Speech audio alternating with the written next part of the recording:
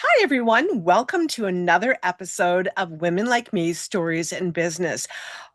I am just thrilled today to bring Brigid Kennedy to you. She is an author, a violin teacher, and a storyteller. So for years, Bridget describes herself as being the woman behind the scenes, a violin teacher, facility spouse at Virginia Tech, sporting her husband's academic career, and while quietly wondering if she's had anything of her own worth saying. Then everything changed, and at 2 a.m., her grandmother came to visit her in a dream and asked her to write their real family history before it disappeared. I just get shivers when I just even say that. Oh my goodness, I'm so excited. So the dream led Bridget into the extraordinary story of her great grandfather, Robert Patrick Kennedy, a real Irish treasure hunter who married in a monastery in Peru in 1910 and then later disappeared into the Amazon. This is going to be such an amazing chat we're going to have. With no writing degree, no agent, no publisher, no roadmap, Bridget said yes anyway. She made a pot of coffee and she began writing. So, this conversation's about listening to the calling, preserving family history, saying yes before you feel ready, and discovering that being behind the scenes doesn't mean your story is not waiting to be told. So, Bridget, welcome to Women Like Me Stories in Business. I'm happy that you're here. Would you please start by telling us a little about yourself and who you were before you became published? Yeah, so I am a wife, a mother, a professional violinist. And so I went to university to study just music. And all my career, I have been teaching violin and youth orchestras and performing in musicals, operas, and symphonies. And Wow. that was my life. That was my life until 3 years ago. Wow. That that's exciting. Very Yes. exciting. Yeah. So you describe yourself as someone who was behind the scenes for many years. Now, that didn't sound like you were behind the scenes. Well, my husband is a faculty member at Virginia Tech University, and and I'm a very traditional wife, right? We support the husband's dreams. We moved to Blacksburg, Virginia, which is where Virginia Tech is. Uh, and it's away from all the major symphonies and cities. So it's a quiet little small town in nestled in the mountains. Oh. And so stepping away from that, so much so that there wasn't any string programs or music programs here. And I had to start that from scratch to build up. So I knew I was leaving Houston, right? Houston takes big city, lots of fine arts and everything to come and support my husband's career here. Oh, that's beautiful. Well, how did music shape your discipline, creativity, and storytelling? Oh my goodness, this is an excellent question, Julie. Oh my goodness. So, first off, I think because I am a violinist, and when you train classically, there's one right way.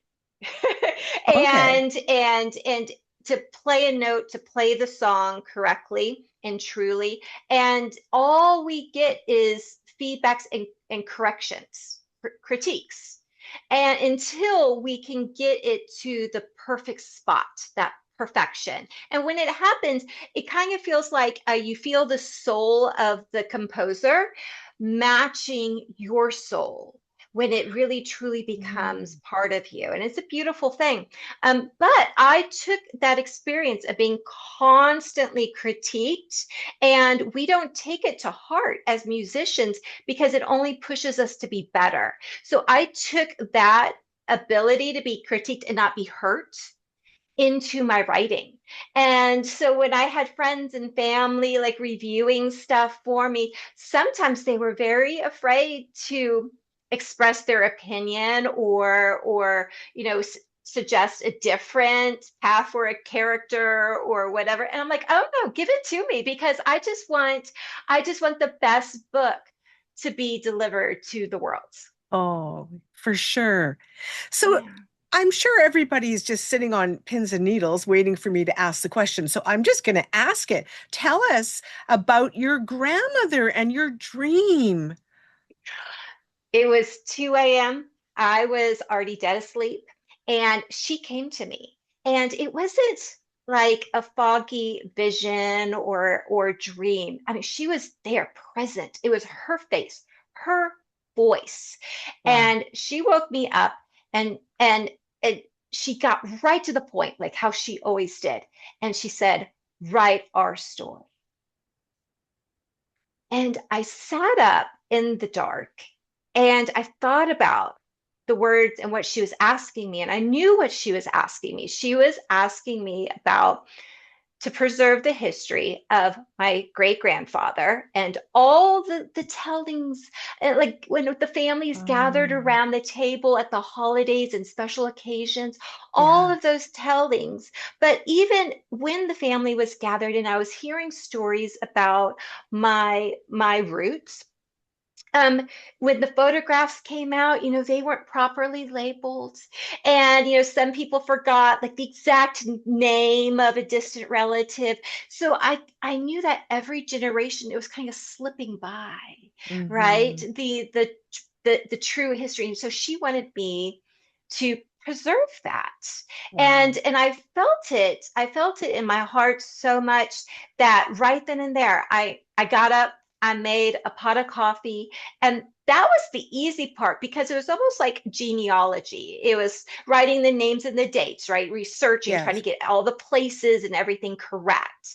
Um, but, Julie, our family story always hits the same roadblock where the moment that my great grandfather never came back out of the Amazon and came Wow. home.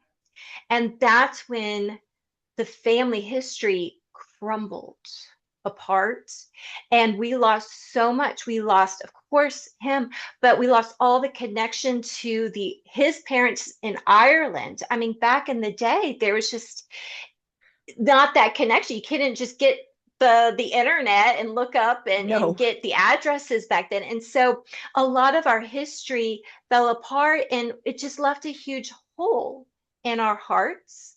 And when I wrote my story, I started with the genealogy part, but then I got to that spot where my great grandfather disappeared. And I kind of stopped and I looked down at my paper and it's like, so what do I do now? And that's Mm. when I decided to continue the story.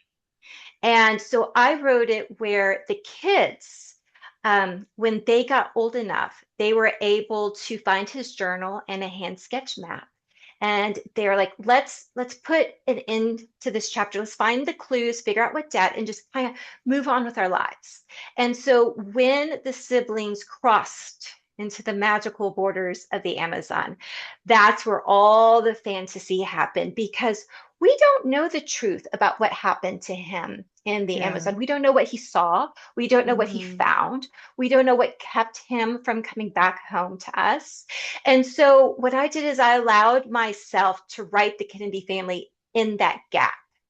And yes, I was writing at that point now fantasy and everything. But now that I've written it and I've been able to talk about it with wonderful podcasts and wonderful authors, I realize now that I wasn't just writing fantasy. I was writing a reclamation of our family history, but Mm. it was also healing because Yeah. that hole in the heart that we all felt, my story is the healing of that. All the family coming together, Mhm. finding what happened to their dad.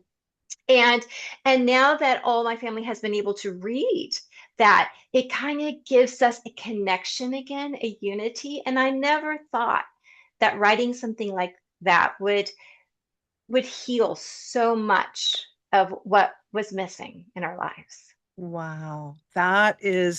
That's wonderful. And it's so important because I mean you have quite a history where he disappears into the Amazon, but even ourselves, I have one auntie left on my mom's Mm. side, and and I ask her some questions and she's not really sure about Oh, things. yeah, Y- y- yeah. and so yeah, and like you say, the pictures and all of that kind of thing, and for you to be able to take and put all of that together for your future generations is wonderful. Roots, we need to know our roots. It's Yes, we important. do.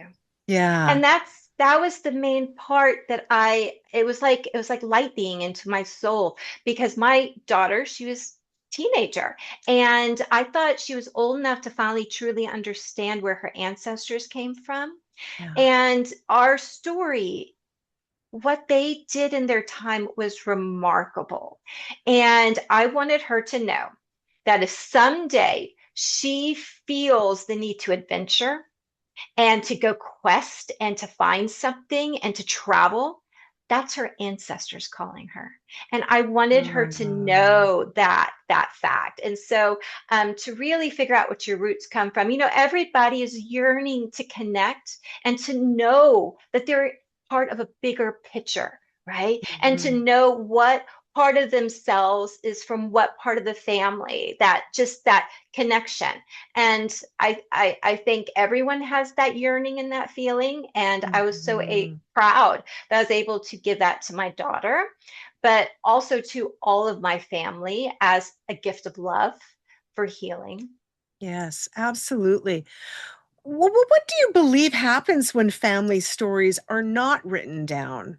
I guess you can tell us. I mean, you had such a mystery there, but Yeah.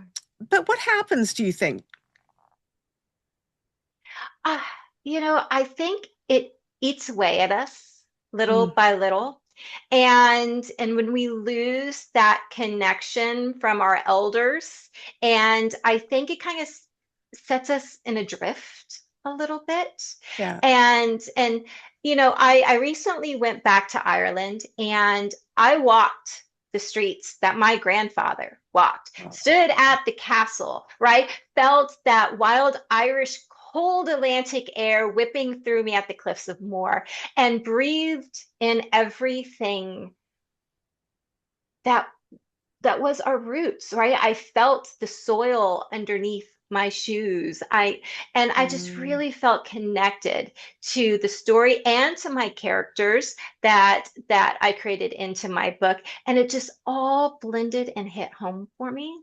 And yeah. and and I want everybody to have that own feeling with their own family. Mhm. So yeah, if you heard, a tale about your family history or a great mystery or something that happened, write it down, because nobody else can tell that story besides you. That is your family history, your Yes. your story to tell. And even though you may not like me, I was a music major. I knew nothing about the publishing world or how to write. All it takes is that first step, and that's the Yes. hardest one, that first step. And just begin your journey. Yeah. Wow. What was the most surprising thing you discovered whilst researching your family history? Well, so so when my great grandfather left Ireland, he brought his younger brother John, 1 year younger. And and when they came over to Peru, to get from the Port of Lima to the Peruvian Amazons, you have to cross through a town called Arequipa. And Hmm. that's where my great grandmother's hacienda was.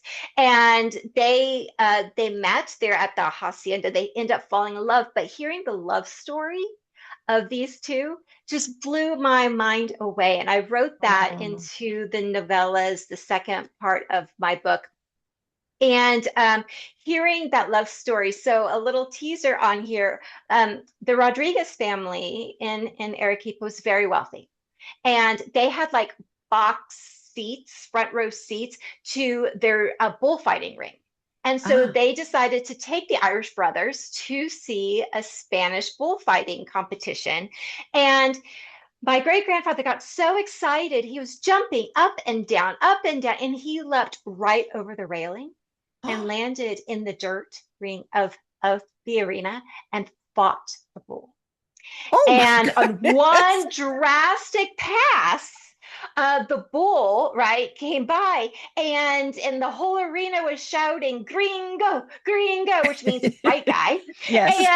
And so then my grandfather he turned and looked at my great grandmother and kind of smiled at her like, "Look at me, I'm such a man." And right then the bull turned its horns and impaled him in his thigh and his ribs, launched him in the air and smack. And so the medics came and rescued him and was able to save his life.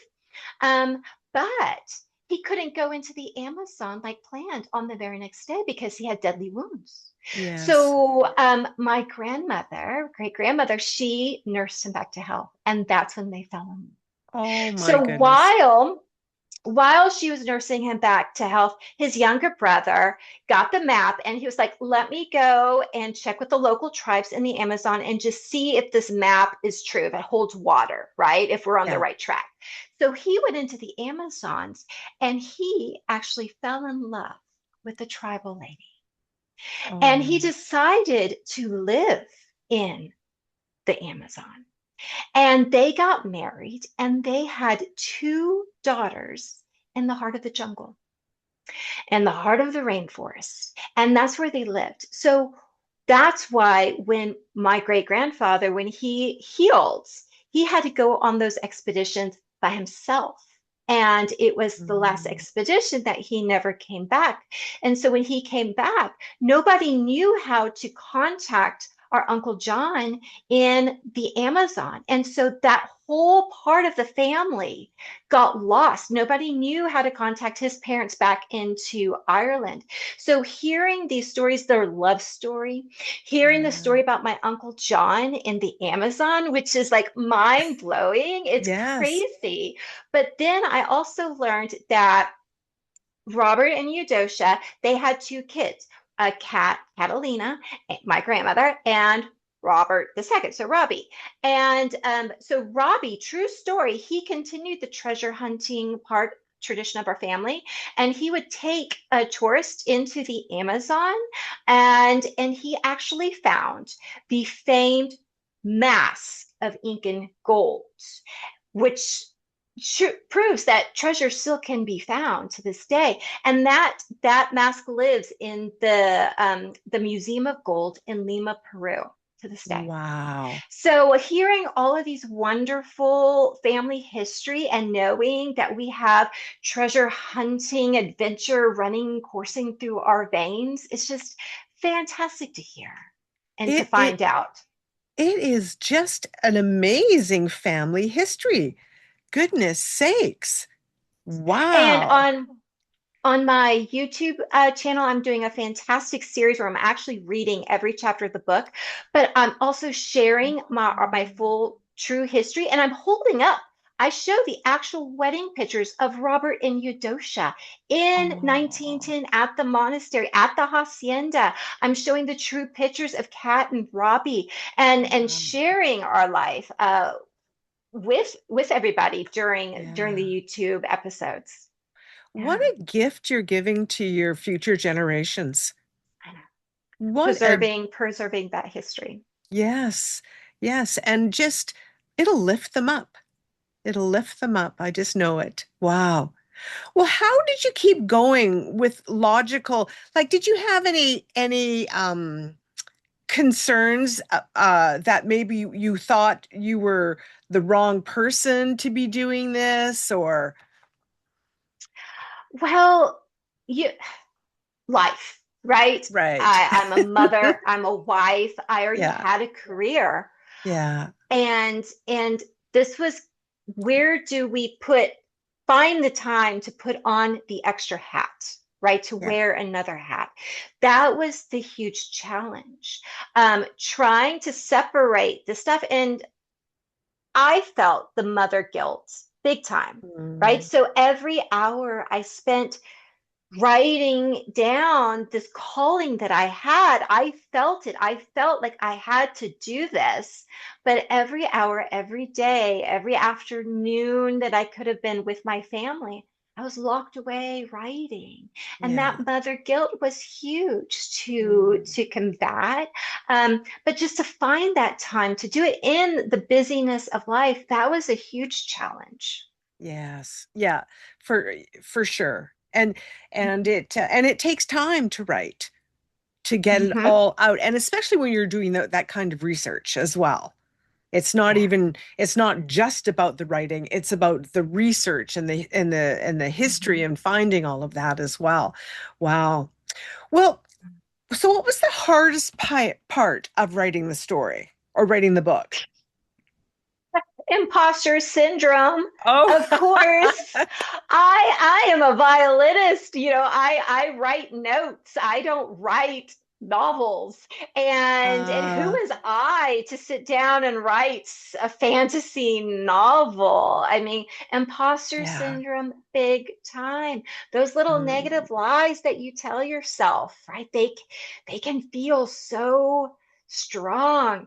And what I had to mhm. do, I couldn't shake it because I wasn't a writer, right? Right. There was some truth in that.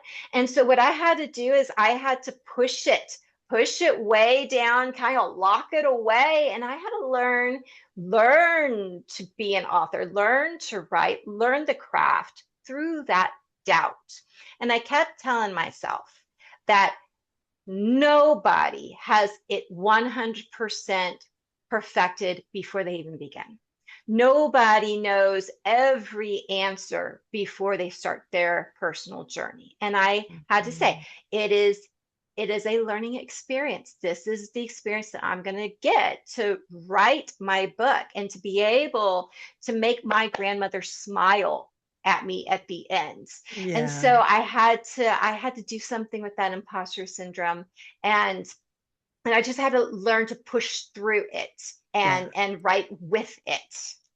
Yeah, that's a very inspirational, and I really appreciate you sharing that because I think that a lot of women think, oh, my story is not important, or Mhm. it's not if they're writing their own story, and I'm not a writer, but we Yeah, all are. yeah. Yes, yeah, yeah. What was the most magical part of that for you? Uh, kind of figuring out that I could do this. Hmm. That moment, what is it? Like choosing yourself, I think is the catchphrase, right? Yeah. When you choose yourself and you give that gift to yourself as a mom, as a wife, all we do is give of ourselves to others, right? It's very hard to give to ourselves right back Yes. and to deliver that. And so I thought it was so empowering to myself that I said yes, and I chose that to say yes to this calling, and I chose to allow myself some time to develop it and to prepare it. And when I got done writing the first draft, and I printed it out at Kinko's and I held it in my hand, Yeah. it was tangible then. It was no longer something floating in the clouds, right? All this time and tears and energy that I spent, I could hold it in my hands. It was there. That was a magical moment. Wow. Absolutely. Wow. So, what was it? What was the visibility of becoming a published author like for you? Okay, so I'm Gen X. I am old school, right? I turn 50 next month, and so I only had Facebook, right? I Yeah. just had Facebook, and I just had my family on Facebook. I didn't have like a big open Facebook account, and I quickly realized that I'm going to need an author website, Yeah. author email. I'm going to need all the socials. I'm like, I'm going to have to get on TikTok. I'm going to have to do Instagram, threads, like everything. And that journey, okay, of course, anybody can go on and make an account, right? But then what Yes, do of you course. do with TikTok? What do you Yes. do then? And then you have to start, okay, so now I have to put my family aside, I have to put my music aside, my violin lessons aside, and now I have to create content for 5 hours every single day, Yeah. right? Create content, figure out the algorithms of when my age group is on like Insta or Instagram or Yeah. TikTok, and and work the algorithms and try to shout into the void to just to see who I could reach. And I Yeah. quickly learned that that sucked the life right out of my soul quick. Yeah. Yeah. But the thing I did realize through all of this is that I love connecting with people, just like Mhm. we are doing right now on this Yeah. podcast. I love telling about my story and my YouTube channel. I get to spend all this time just sitting in my story, Yeah. talking about it. And that's what I loved. I'm like, okay, so this is now my happy path, right? This makes Hmm. all the writing worth it that I could be happy in that. But when I was trying to do all these social platforms and just like a 15-second TikTok here and there, it was overwhelming to Yes. do that constantly. So I think you really have to love what you do, but then Hmm. also find the path that could get the word out about your story that makes Yeah. you happy. Yes. Yeah. Yes, for sure. I love the day that you launched your book. So Oh my tell gosh. us about that. I love that.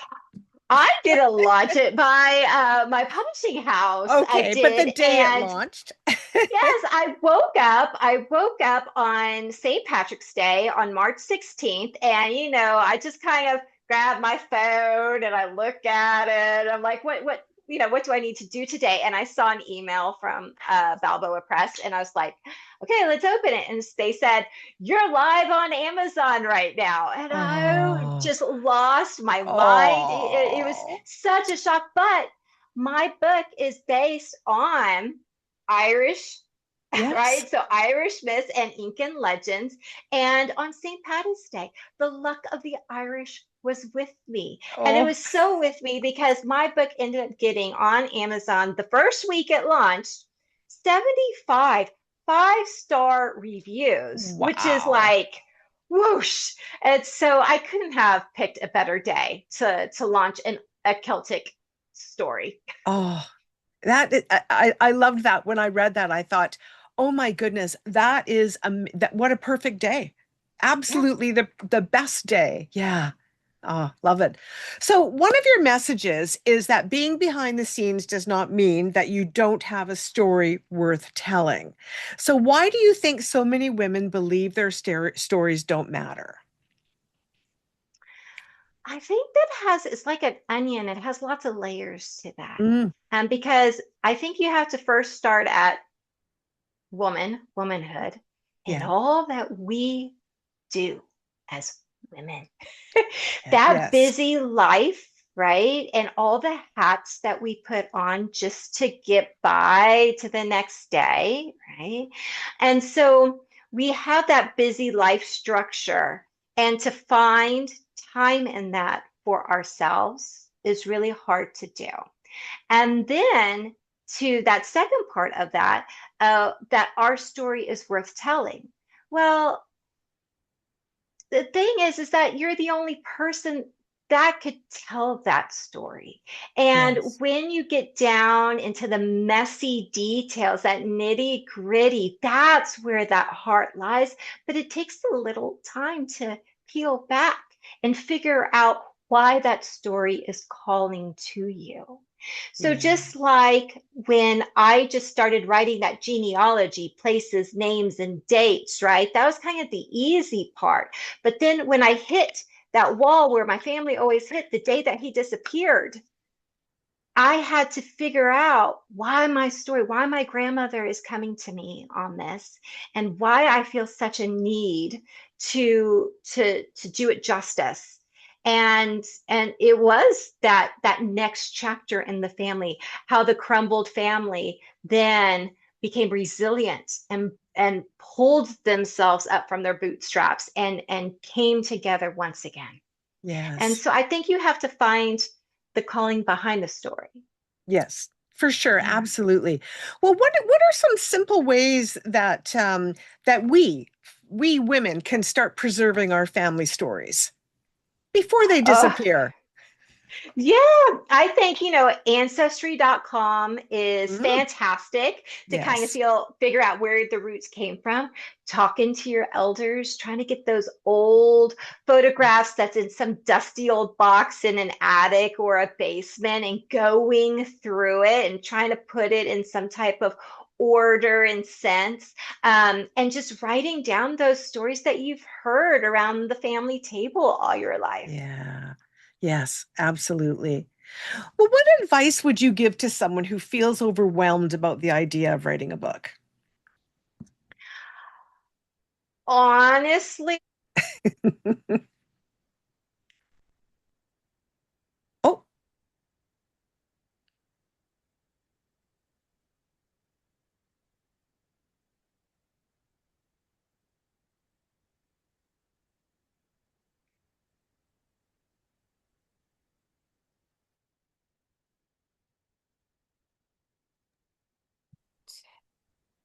they should be loading up pretty soon. Can let me I know. I I can hear you. Okay, fantastic, fantastic. Yes. I don't Yes. know if they're working, and all I hear in my earphones is like power on.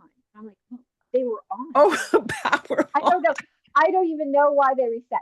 But honestly, what I would tell people is once you take that first step, because writing the book is is actually the fun. But Yeah. then when you have to do it by yourself and like an indie author like I am, and you don't have a literary agent to help guide you through the drafts and the editing processes and all that, which is it's just the tip of the iceberg. We're gonna have to get down to the marketing and the publishing and it's just huge amount of work. It's like a giant mountain in front of you. Yeah. Yeah. And yes, it can seem daunting when you look at it and you're like, I will never get to that summit. Just just take that first step. Take Hmm. that first step and just start chipping away at that mountain. And suddenly you're going to stop and look around and see sights that you never thought you would be able to see from that height and just keep climbing it. Yeah. Yeah. Well, what legacy do you hope to leave through your writing? Well, I mean, I'm leaving it for my daughter, for Mhm. her children, for all of our family. Yeah. That wonderful story. So it is a gift of love, a love letter to my ancestors. Um, and and honestly, I probably won't make any money off of the books. I mean, that's just the truth of being an author. You really Mhm. don't make it. And so you just have to believe in yourself and love the joy of writing so much that that's what fulfills you. Yeah. And I think my daughter watching me through this process, because like I said, I'm almost 50. I already had a career, right? Yeah. And an Yeah. established career. And that she knows it's okay to follow your heart and a Mhm. calling. If you're set on one path, it's okay to veer and see if something else can bring you true joy. A calling does not ask for permission and it does not ask for your credentials. It's just given to you. And it's not Yes. your job to question that calling because it's meant for you in a specific way that you don't even know what it's actually going to change in your life yet. And all you have to do is just say yes to it. And then a whole world would open up to you. Thank you for that. Just beautiful words, and so important for people, because sometimes people, I think, they hear those callings, or they get those little nudges, and they're not really sure, or they're insecure about doing them, or fearful. But that was the great some wisdom that you shared there. I just want to Because let I'm every a writer. because you're a writer. So I want to let everybody know that in the show notes, we'll have a link to Brigid's book. So if you want to purchase her book and read it, there it is. Love it. Oh, Love it. yeah, I love it. So yeah, so it'll be there for you. So you'll be able to go ahead and do that. Brigid, I have just really enjoyed this conversation and listening to you. You you you tell your story so well. You Well, it's part do. of my heart. It's part of my Yes. soul. It's my Yeah. passion, Yes. right? Exactly. Yes, yes. Well, I appreciate so much of you doing this. And again, we will have everything in the show notes for folks.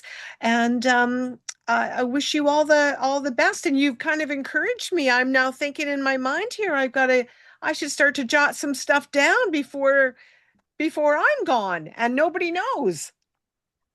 Do it. Go for it. Go for Yes. it. Yeah, for sure. Okay, well, thanks again, Brigid. And thank all of you very much for being here for another episode of Women Like Me. Take care, everybody. Bye.